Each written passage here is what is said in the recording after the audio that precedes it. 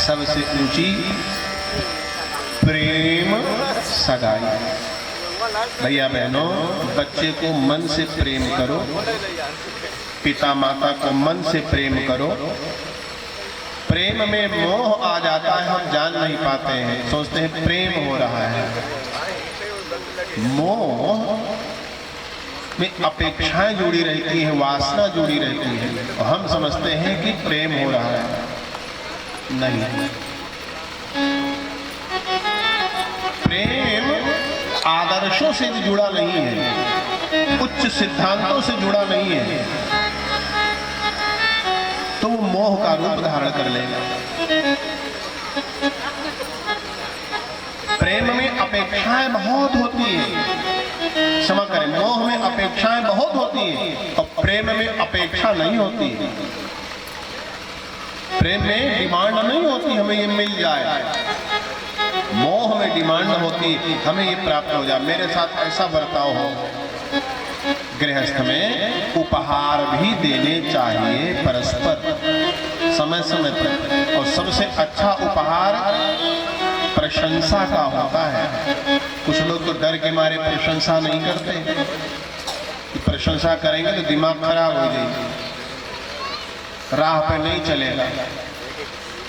हम जो कहते हैं प्रज्ञा पुराण का आश्रय लेकर के और जो उदाहरण देते हैं, ज्यादातर जीवंत उदाहरण देते हैं।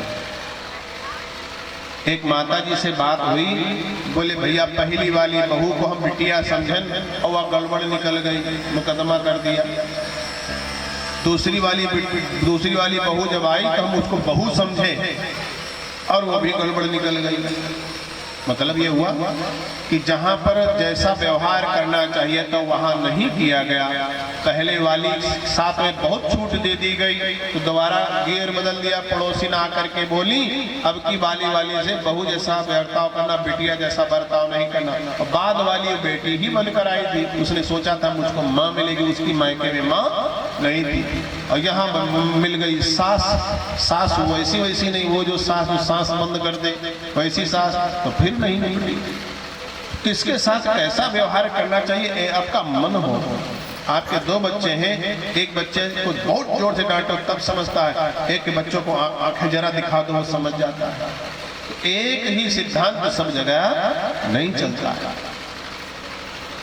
प्रेम को आधार मानकर विवाह का चयन करें, कुल गोत्र आदि जो मर्यादाएं समाज की हैं वो दें, और इतना न दे पाए तो कम से कम विधर्मी लोगों के यहाँ तो विवाह नहीं करना चाहिए।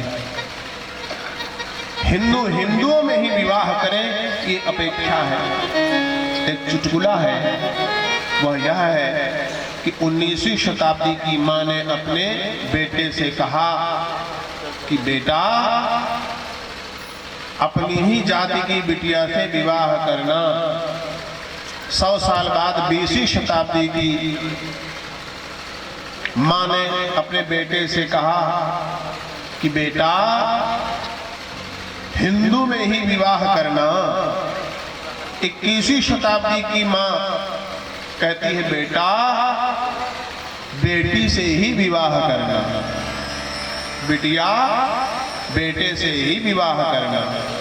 क्योंकि अब एक नया फैशन चला, live in infection, live in अनशन, कुछ ऐसे है। उसमें ये मतलब होता है कि साथ साथ रहो तो शादी मान ली जाएगी। अब लड़का भी शादी कर रहे हैं, लड़की भी शादी कर रही है, और बाकायदा मोहर लगा के कोर्ट कहती हाँ पक्का तुम्हारी जायदाद में अधिकार, तुम्हारी जायदाद में ये अधिकार। ब्रह्मा जी सोच रहे हैं बच्चा कहाँ हुई है, सृष्टि कैसे आगे बढ़ेगी। तब कहते हैं सृष्टि हाँ ठीक है, वो बहुत ज्यादा पैसा हो जाएगा ना तो डॉक्टरों को बुला लेंगे। अच्छा तो क्या होगा, अरे कोई गरीब ढूंढ लेंगे, उसकी कोख में पलवा देंगे, बड़ा हो जाएगा तो ले लेंगे। बताओ, अरे जो गर्भ में धारण करके अपने बच्चे को मदालसा शुद्धोसी बुद्धोसी निरंजनोसी संसार माया परिवरितोसी, हमारा बच्चा जब गर्भ में था, सन तो याद नहीं है, 2009 में शायद जन्म हुआ था जाने का तो पिटाई होगी, बच्चे का भी जन्म नहीं था। तो वो जैसे ही लवकुश की वीरता रामानंद सागर का वीडियो चलाया जाए, वो पेट में ऐसे लाते मारने लगता था। कई बार धर्मपत्नी ने कहा देखो ये भगवान राम की लवकुश की वीरता वाला कितना देखकर खुश होता है, एकदम शांत है, पेट पर हाथ लगाते थे कुछ नहीं होता। और जैसे ही लवकुश वीरता हो, वो लक्ष्मण जी मूर्छित हो रहे, वो भरत जी भैया मूर्छित हो रहे, हनुमान जी को भी उन्होंने ऐसे करके कर दिया, बड़ा खुश हो जाता था।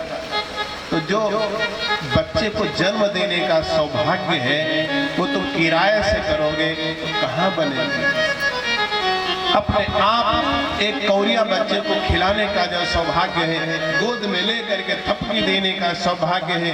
बच्चा जब लेटता है तो माँ की ऐसे उंगली पकड़कर लेट जाता है, कहीं माँ की चोटी पकड़ लेता है, कहीं पिताजी का हाथ पकड़कर लेट जाता है, कहीं छाती पर लेट जाता है, कहीं वो घोड़ा बना दिया करता है। जो सुख यहाँ है कहाँ किराए से है। लेकिन हाय पैसा हाय आगे निकलेंगे, सबसे आगे निकलेंगे। बेहोशी में जीवन जिया जा रहा है। ये क्या कर रहे हो, किधर जा रहे हो, ये क्या कर रहे हो, किधर जा रहे हो।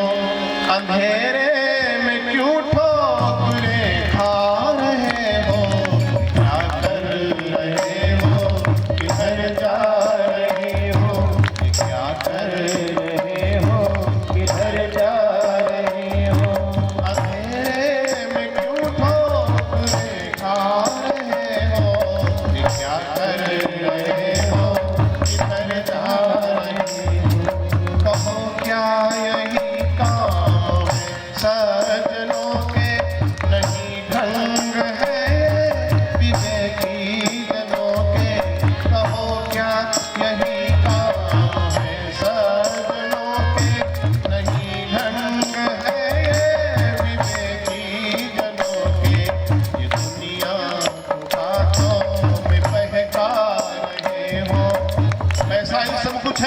बहकावा है।